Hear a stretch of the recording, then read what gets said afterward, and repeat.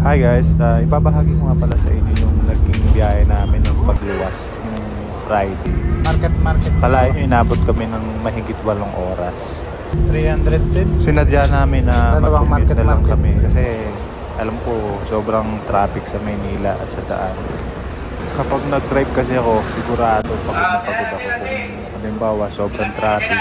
Tapos mahirap pa yung mga parking, di ba, sa Maynila, siksikan. Mag-aalauna nga pala ng hapon kami umalis at lagpas alas 9 o 9 PM na kami dumating sa BGC. Sa BGC nga pala yung napili naming venue para sa Christmas party namin ng mga katrabaho ko na lahat kami work from home guys. Isa sa mga naging dahilan guys ng mga traffic kasi yung mga bus sa ngayon dumadaan sa Ecotourism Road, so hindi sila dumadaan sa may Sariaya, sa may Lagnas Beach kasi nire-repair ngayon sa ngayon yun eh. Ang nakakadaan lang ngayon doon mga light vehicle. So ang pangalawa naman guys, sobrang daming ginagawang kalsada mula dito sa Quezon hanggang Maynila. Kahit sa expressway, grabe yung mga nakita namin, sobrang daming kalsada na binabakbak. Tapos yun namang sa makalagpas ng Chao, sobrang dami din yung mga kalsada doon. Yung gitna ginagawa din nila. Yung dating SLEX extension na katapat guys ng Sabina, pinapalawak din nila yun. Nakita ko may nadagdag na mga lanes. Sobrang lawak na nun pero dinagdagan na nila. Pero tingin ko kahit sobrang dami pa nilang widening project, tuloy-tuloy din naman ang pagbili ng tao na sasakyan. So wala din, traffic pa rin yan. Okay na sana kung mapuunan nila yung tren eh, kaso paputol-putol siya. Yung sinaunang tren natin na galing dati sa Manila, yun yung maabot ng Bicol, kaso paputol-putol yun. San Pablo, Lucena, tapos meron Calamba, kaso putol-putol. Medyo luluwag lang to kapag natapos na yung SLEX extension na hanggang Lucena talaga. Yung nasa Chaong, yung flyover doon, Dalawang market. talagang ginagawa na nila yung mga intersections, mga nakabang na sila. So tuloy-tuloy pa rin ang paggawa at sana matapos talaga ng 2027 yung kasi yung nakatakda na taon pang matapos yung extension. So medyo ayos na yung paluwas ng Maynila kapag natapos na yun. Kasi doon nadadaan yung mga biyahe ng bus na galing Visaya, Bicol, at saka yung mga private vehicles doon na lahat dadaan, kahit yung mga truck doon.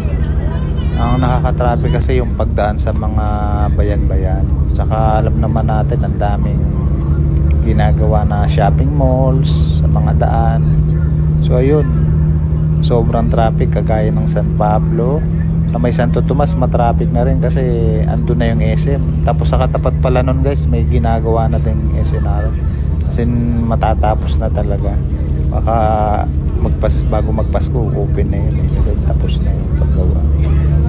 Nung una nagko-commute ako, average talaga ng biyahe sa ordinaryong araw mga 4 na oras. So ngayon yung 4 na oras naging 8 na. Grabe. Kaya ang pinaka-the best na luluwas kayo talaga madaling araw. Sabihin natin alauna, alas 2, yun, ganyan, mga ganyang oras. Pero kapag yung araw talaga, saka ngayon yung bus, may dumadaan na sila sa San Pablo. Tumitigil na sila doon.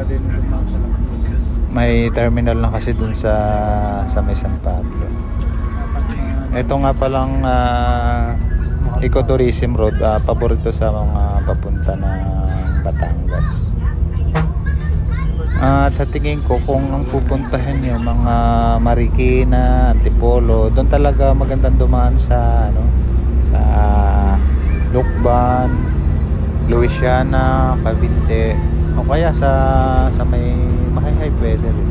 Maraming mga alternate route guys dito pag hindi ka nag-commute kapag may sasakyan kayo. Dito pa lang guys sa Sariaya, Candelaria ako. Yung traffic talagang mapapansin mo na. Sa haba ng traffic, yung nagtitinda ng pinagong lagpas 10. Napansin ko kasi dito sa Luzon, mas maraming ginagawa ng infrastructure sa norte. Sa North Luzon, tingnan nyo guys doon yung mga highways. Talagang sobrang gaganda. Dito sa atin wala eh. Parang napabayaan tayo mga taga South. Kawawa tayo. Dito tingnan nyo yung expressway dito, meron ba? Yung SLEX lang natin maiksi lang yun, hindi pa matapos-tapos hanggang dito sa Lucena. Sa sobrang tagal ng panahon yung mga naging presidente kasi, o siguro yung talagang inuuna nila, hindi ko alam kung bakit. Sa norte samantalang sa atin dumadaan yung mga Bicol, Bisaya, diba guys, tingnan nyo sa sobrang daming highway sa North Luzon, di hamak na mas mabilis ang mga biyahe doon kahit sa mga bundok-bundok marami nang talagang tagus-tagusan. Tuloy-tuloy pa rin ang paggawa doon ng mga highways. Ito sa atin paputol-putol pa rin. Sa totoo lang talagang the best yung mga train system. Kahit nga sa kung ikukumpara natin sa Japan, sa Hong Kong, kung nakapunta na kayo guys, talagang mas marami sa kanila yung mga tren, hindi yung ganito na yung, at saka yung mga bus doon sobrang maayos lang. Kahit bus mabilis lang talaga yung biyahe kasi nga maraming tao doon sumasakay sa tren, since dire-diretso siya, wala ka talagang traffic. Dito tignan mo naman, sangkatutak talaga yung traffic. Negosyo naman kasi ito kasi kumikita sila sa gasolina. Yung mga gumagawa ng highway, kita rin sila. Tsaka yung mga expressway na, di ba may toll gate naman yun, may sa toll gate may bayad. So negosyo na naman yun. So kaya sa tingin ko hindi nila ginagawa yung mga maganda na mass transport yung mga tren kasi hindi kikita doon ng gobyerno dito sila kumikita yun, kaso nga lang pinapahirapan tayong mga mamamayan. Kumikita yung mga dealership, oil company, syempre kita. Gobyerno kasi may malaking tax sa kitang kita pa rin, kaya business talaga itong ganito. Pero pahirap sa mga Pilipino. Kaya pala nila pinutol yung trend dati. Kasi para mag-boom yung mga ibang negosyo. Yun yung sa tingin kong dahilan. Kaya pinabayaan nila yung mga lumang trend natin. At ito nga, nakarating din kami sa BGC. Tapos 1 oras na lang yung time na magsasara na yung Daali sa may Viking sa BGC. Kasi kami magpa-party. Yun lang guys, maraming salamat.